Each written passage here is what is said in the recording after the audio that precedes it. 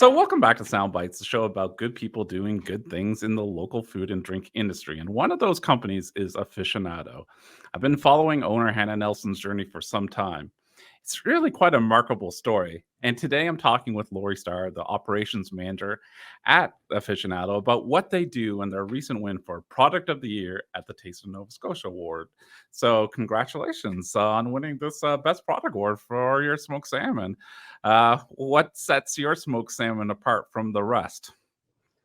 Oh, well, thank you. I'd say what really sets it apart right from the get-go is the raw material.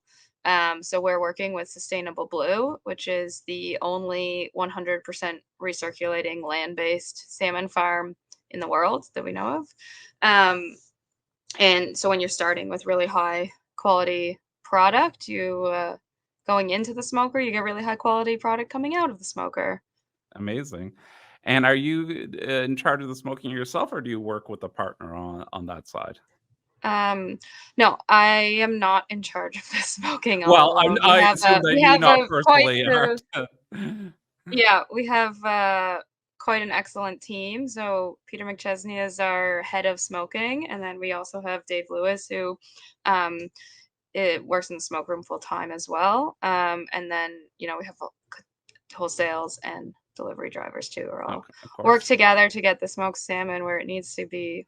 Yeah, well, I mean, I assume that logistics, when you're talking about business, as perishable as fish, it's got to be a big part of what you do as a company to ensure that not only your work to get the fish from the water, but to your customer in a certain amount of time must be a massive amount of work and challenge. Hmm. Yeah, especially when all of our places are kind of spread throughout Nova Scotia. Yeah, so, I mean, when you're talking about, because in reading about aficionado and kind of following the path, you pride yourself on transparency, your low impact, both in the fishing, and how do you apply that, your kind of mentality of minimizing impact to your daily life and your daily business operations? Excuse me. We use local for particularly for our smoked salmon. We'll use local product as much as possible. So all of our wood chips come from a sustainably managed woodlot in Nova Scotia. Obviously, the smoked salmon comes from Sustainable Blue, which is a local farm. Everything is trucked around. Rather, we're not flying in salmon from wherever. Um, and then we also, our smoked salmon is a frozen lineup, and maintaining a frozen supply chain logistically is quite a bit easier than a fresh supply chain. So you can kind of store it and ship it on mass rather than doing fresh all of the time. Does that make sense?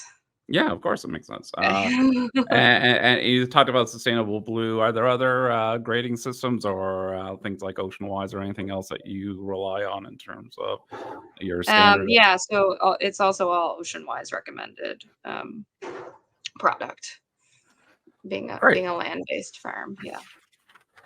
And then obviously you must be doing a lot of work on the restaurant side. Is that a big part of what you're doing, trying to not only to connect with restaurants and get them more? I mean, we have stories, a lot of stories in the old days, of a fish being coming from our waters, going to China, coming back and getting onto a Mhm, restaurant plate. mhm.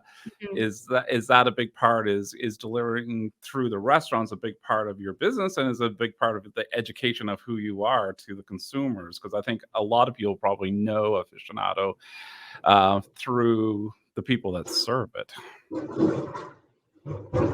Yeah, the restaurant scene is definitely a big part of the business, and we, use it as an opportunity to educate not just people who are visiting the restaurant, but also the front and back of house. so that when if they see aficionado salmon or sustainable blue salmon Mm. on a menu, they'll kind of be able to reiterate that story to the customer for people who've never heard of us before.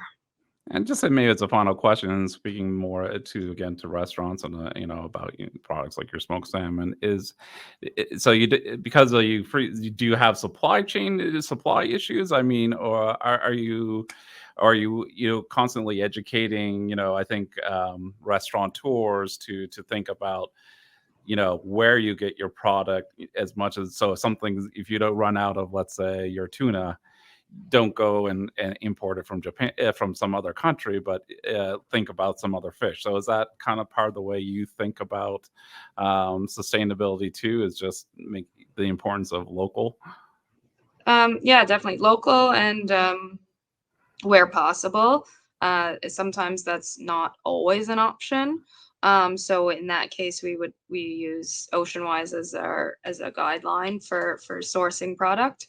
Um, for a couple of years ago, for example, um, Nova Scotia haddock was actually delisted from OceanWise, so we did stop Mm. carrying it, and we switched um, to Fogo Island cod. This was maybe back in 2017 or 2018. Um, and we did have some restaurants kind of follow suit when they're like, "Oh, we can't get OceanWise Nova Scotian haddock. We'll switch up our whitefish to something that meets those guidelines." Since then, our Nova Scotian haddock is OceanWise recommended. So some people have been able to switch back, but definitely, we've tried to build up a lot of trust in our decision making and sourcing with our more wholesale customers, and um, do our best to tell the story of the seafood, behind the seafood, and why it's important to be making sustainable decisions, and yeah, be a trusted source on the matter. Okay. And then if for those looking for because of you'll get a little bit of attention now that you've won for this product of the year for your smoked salmon, where can we find it? Or what's the best way for a consumer if they're living somewhere here in Nova Scotia or around the Maritimes to actually be able to purchase it? Yeah, so we try and make it as accessible as we can, and we're always open to feedback if you can think of better and more ways. But you can order it directly through our website and get it delivered to your house if you're sort of HRM based. And then we also have several retail partners throughout the Maritimes who carry it.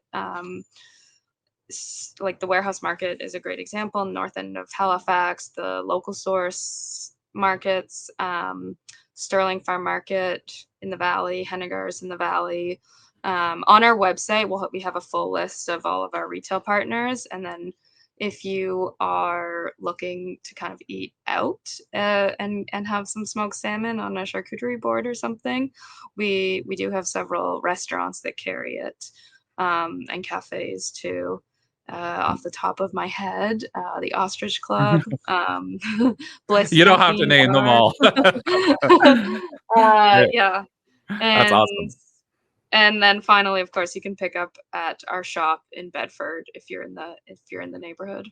Well, I was saying to Lori before the interview started, I'm going to be there tomorrow because I'm looking forward to picking up some great oysters and smoked salmon. And the smoked salmon, for those that haven't tried it, I've had the pleasure of eating it before. It's great. So, anyway, thanks, Lori, for telling us a little bit about the story of Aficionado and the importance of buying local seafood and sustainably caught seafood. So, thanks, Lori.